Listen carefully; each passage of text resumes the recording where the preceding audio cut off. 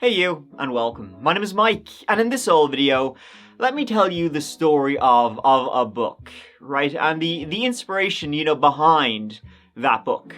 The title is Are You With Me? And it's a book for kiddos, dealing with grief when someone close, a parent maybe, sadly passes away. It's also got what might be one of the most unintentionally hilarious covers ever. But if you're thinking, what a lovely tale, think again, because maybe the story behind this book used some very real inspiration that the author, created. This story, it's still ongoing, so we got the allegedlys, and the accused ofs, but if even half of it is true, big yikes! So let's give it a go.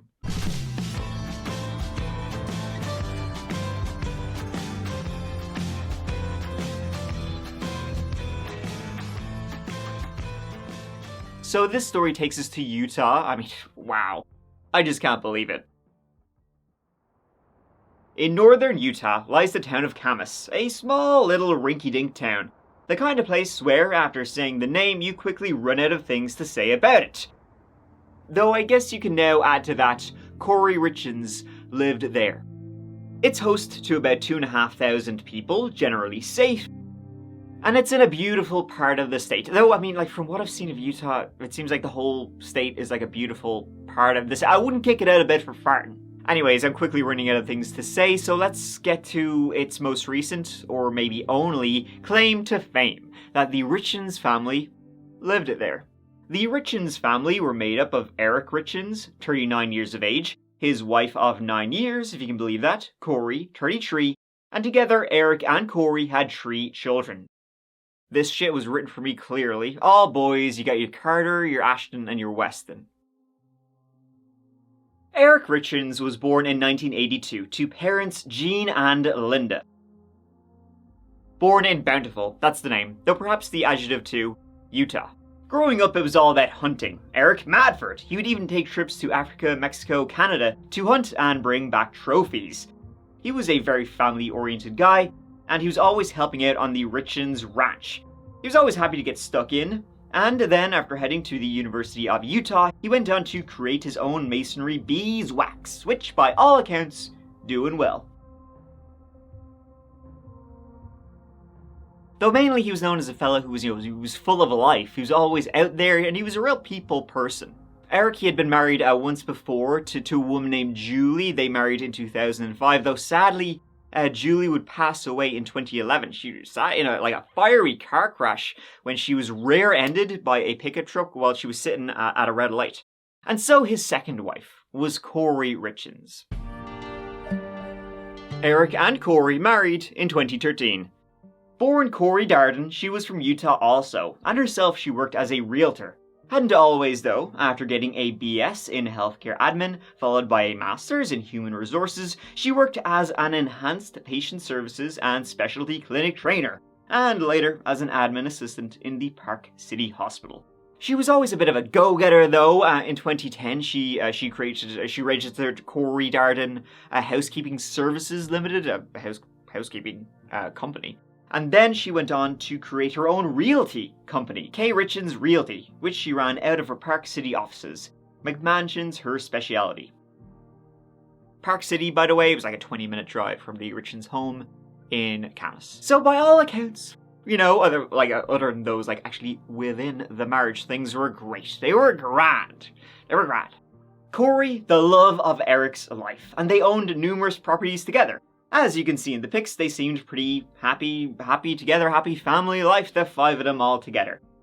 Also taking what might be the worst, but probably funniest, weirdly airbrushed pics together. And they would be happier still come March 2022, when Eric and Kouri, they were about to buy this new big-ass mansion together. This one! Whoa!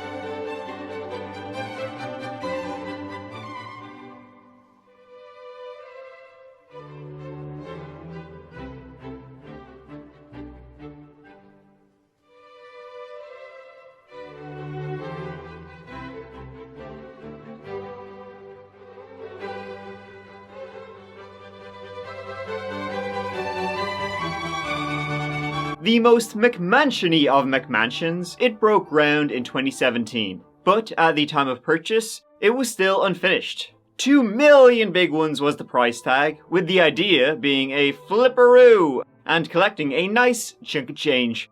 Locals though were complaining about the house, calling it an eyesore and giving out that it disrupted the natural beauty of the area. Honestly, they're bang on the money. It looks like shit. But then, of course, tragedy struck on the 4th of March, 2022. At 3:22 a.m., Summit County Sheriff's deputies and emergency personnel responded to a 911 call from 282 Willow Court, Summit County, home of the Richins.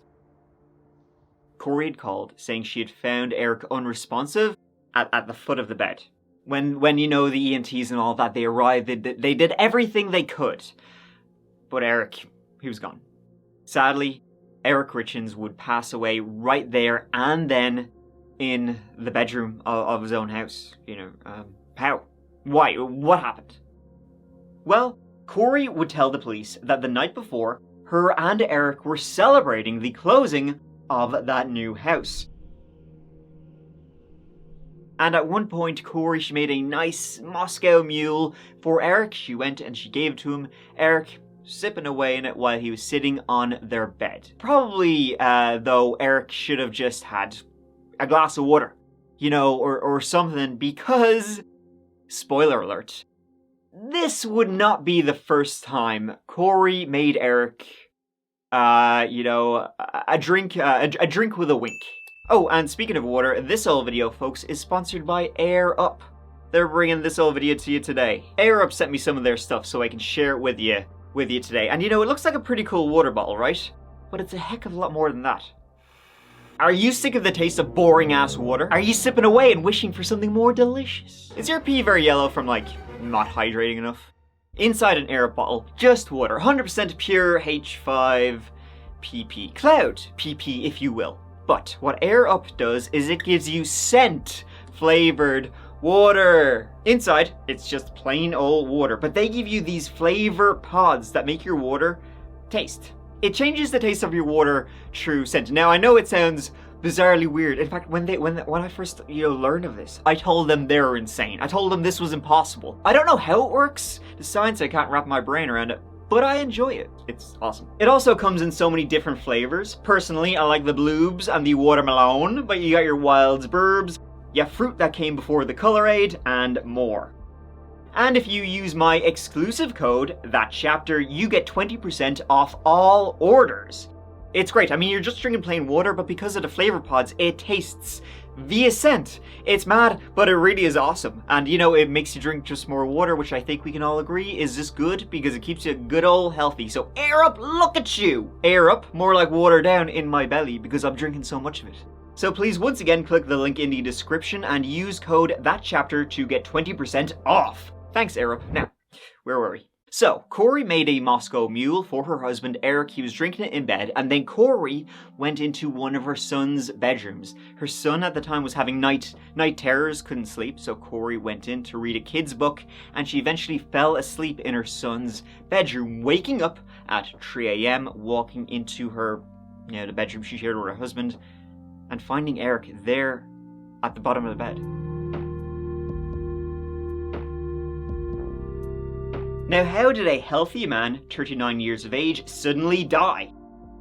Well, an autopsy and toxicology examination were done, and they found he had died of an overdose of fentanyl. He had 5 times the lethal dose in him. Mad shit. And it was the illegal kind of fentanyl, it wasn't medication or anything like that. And it had all been orally consumed. Crazy though. I guess he was a secret addict. It's very, very, very strange. Those who knew him said, they never saw him doing any drugs or heard him. A Moscow Mule would be the hardest thing he would have in his body.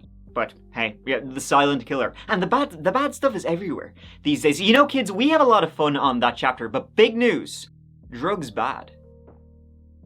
And so Kouri was left to pick up the pieces, raise her 3 boys by herself, to try and do the best she could. And she did on the 1-year anniversary of Eric's death in March 2023, she released a book about dealing with grief, about her husband's passing. A book, that was for kids to help them, deal with tragedy. The blurb goes a little something like this. Are You With Me is written to create peace and comfort for children who have lost a loved one. It's to reassure children that although your loved one is not present, their presence always exists, and they walk through life with you as if they were here. The book did well, 5 stars. The reviews, lovely jubbly. She did publicity for it. She's interviewed on ABC, NPR, all that. Ago, Kouri Richins and her 3 young children lost their husband and father unexpectedly. No doubt a very challenging time for all. And it was also the genesis for Kouri to write a book to help other young families deal with death. She joins me now in the studio. Good morning. And so sorry to hear about your loss. No, thank you. I appreciate it very much. It's been a long year, difficult year. And kind of writing this book has brought a little peace to me and my boys. So take us back to last year. I mean, you've told me it's a rough go, and you felt a bit helpless as you were trying to get your kids to heal. Yes, exactly. So my husband passed away unexpectedly March 4th of last year. And, as we were kind of going through the trials and navigation of different feelings and emotions, we, kind of just sat, and at the same time, we were looking for different resources to help us. Like, we've obviously never been through this. My kids have never been through this. So, nighttime readings are big for us. And so we kind of started looking through Barnes & Noble and Amazon and things that can kind of comfort, us through the nights during, and we just could not find anything that really was relevant for my kids and for our situation. And so, we're just like, well, let's write our own. Yeah. So not having read the book, I mean, is there some religious sense to it? There's not. Honestly, I'm not religious. There's no religion. As long as you believe in heaven, right, and afterlife, then it would be good for you. Kind of the 3 main points that I have discovered, I guess, in the last year is connection, continuity, and care. So how are y'all doing? You guys, I guess you have good and bad days? It's good and bad days. Mm-hmm. Yeah, some days you're like, okay, I got this. Like, we're okay, and we can figure this out. And there's other days and it's like, what the heck? What am I doing? Like, I can't do this. Though most of Kouri's publicity tour, I think was for the words, when my, I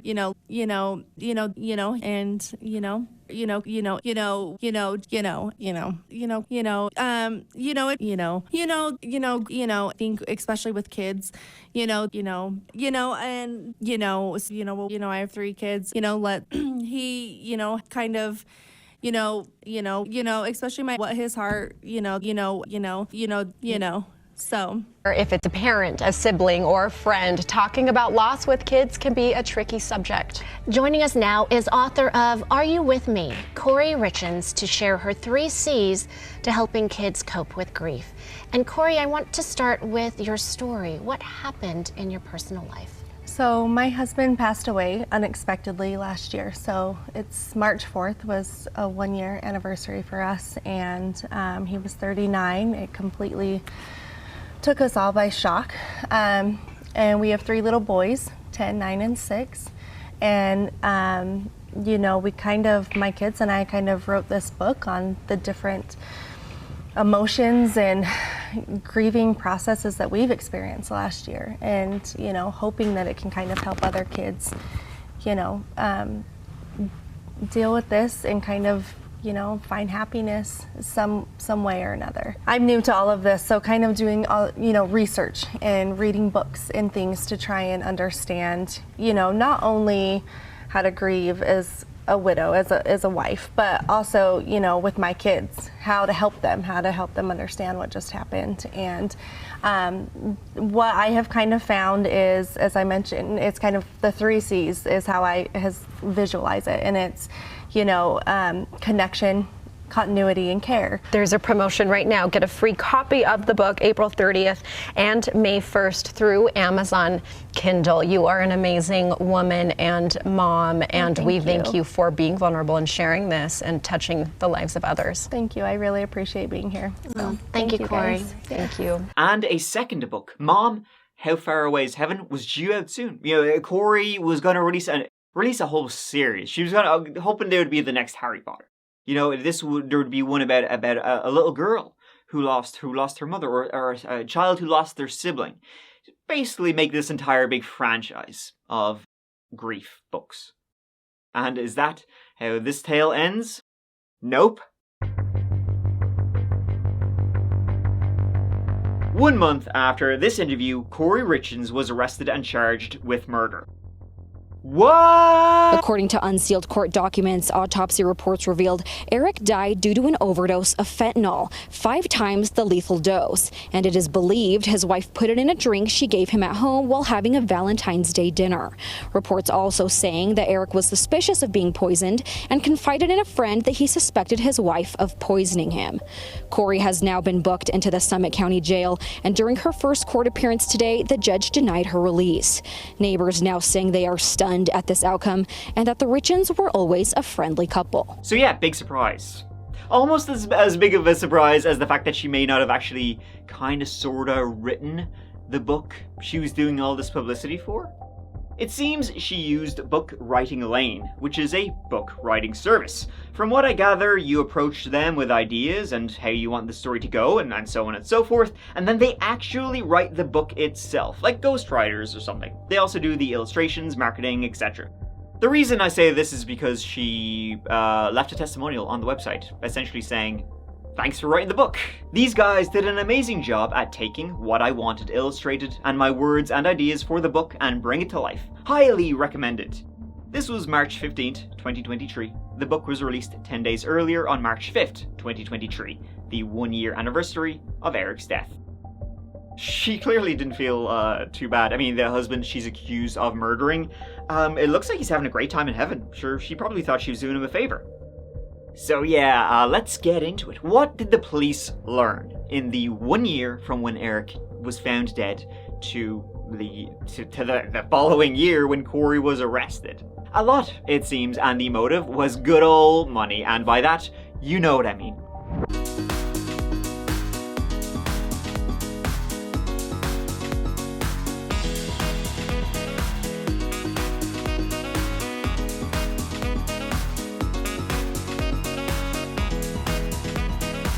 $2 million bucks, pal, spread across 4 life insurance policies, all taken out seemingly without Eric's knowledge. She also changed the life insurance policy, his own life insurance policy, the one he was aware of, to change the beneficiary from his company to her. The company was notified, and Eric changed it back. See, a few years before, while on vacation in Greece, Kouri Richins made Eric a little drinky drink that made him violently ill. Eric told this then to his sister, and he told her at the time, "Yeah, I think she tried to kill me." Then, on Valentine's Day 2022, so maybe 2.5 weeks before his death, Kouri made Eric a sandwich that he took one bite out of and was violently sick. Yet again, he had to take an EpiPen to save his life, like he couldn't breathe. This time he told his business partner, "Yeah, I think my wife just tried to kill me, and I think this is the second time she tried to do it." And then he changed the beneficiary in his will and also a power of attorney from Kouri to his sister. He seemed pretty confident that Kouri was going to try and kill him for money, and he was right. Eric also believed Kouri was cheating on him and had been throughout the marriage. She's off banging someone else. She's changing your life insurance policy, the beneficiary, to herself. She tried to kill you twice, and he's still... I think a sign saying your wife is trying to murder you would be less subtle than what was actually happening. Now, I hear you're barking, big dog. Eric clearly knew Kouri was trying to kill him. Why did he stay in the marriage? I mean, she already tried twice, and third time is apparently the charm. Well, he simply didn't want his 3 sons to grow up in a broken home. End of story. He had contacted a divorce attorney about 2 years before, but he never went through with it. Money had long been the source of problems between Kouri and Eric.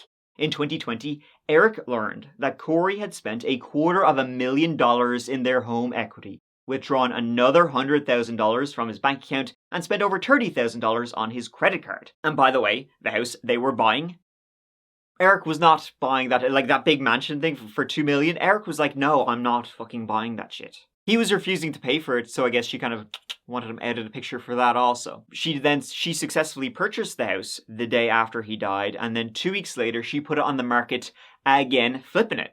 This time she's putting it on the market for $3.7 million. Wasted literally 0 time. The police were in fact onto Kouri pretty quickly because she is an idiot.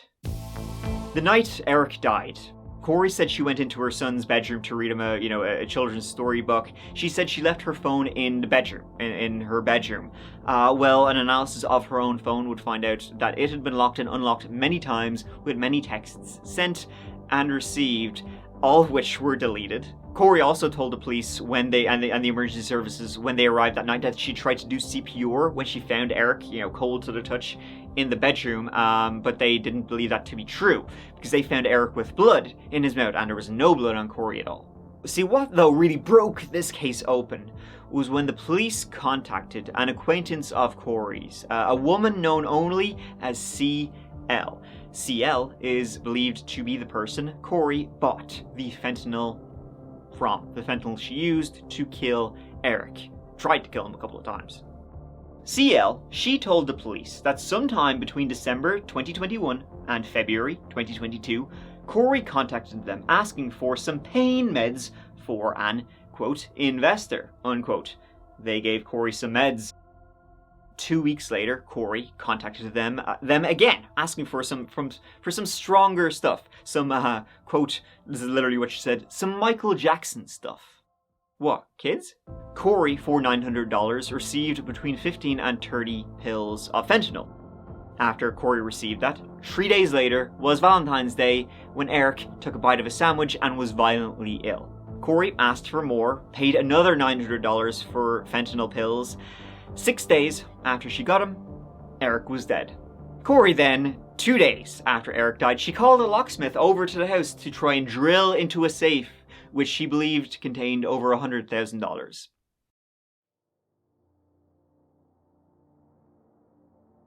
The day he died, she said they were celebrating closing the house.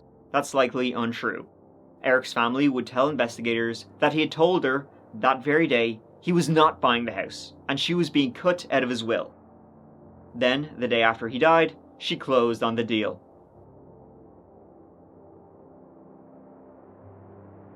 After Eric's death, Kouri believed she was getting a nice little payout of about $3.5 million. No, she was not, because she wasn't aware that Eric had changed the will from her to his sister. So I can only imagine Kouri's expression. It's very, very funny if you imagine what her expression was like when she learned she was cut out of his will. All the money, the life insurance, the houses, all his assets, all that type of shit. It's very, very funny. But then, of course, began a legal battle. She was disputing the will. Then, a year later, she was arrested and charged with murder. She is currently sitting in the Summit County Jail. She's so psychotic, it is like out of frame. She's so psychotic, it's as out of this frame as she is out of her mind. What kind of stuff must be going through that slimy piece of shit she calls her brain is actually insane, that she would murder her husband for life insurance and for all this money and then write a book about the grief she and her kids experienced when she's the one who killed him and obviously doesn't seem to give a shit, kind of,